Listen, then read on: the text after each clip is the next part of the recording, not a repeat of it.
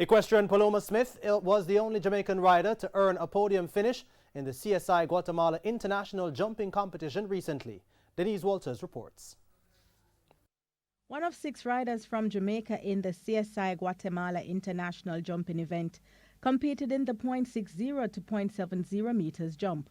On the first day, she finished 3rd. She'd bettered that performance on the 2nd day with a 1st place finish. Smith finished 10th on the 3rd day, but her previous performances were good enough for an overall 3rd place finish. Well, it was sort of nerve-wracking, but then when I got on my horse and I was riding, I just felt calm and comfortable, and it was just fun. Smith said there were lessons learned in Guatemala that can be applied to her everyday riding. It's the first time I did the optimum time, which is where you have to do the course in a specific time. So I learned how to slow down because I was really going kind of fast.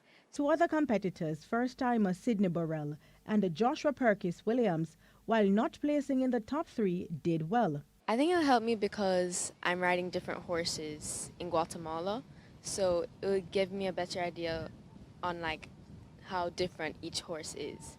So if I go away for another competition, I'll know what to do for the next horse. Well, I was kind of nervous at first. I had to switch horses because I got bucked off and he wasn't the horse for me.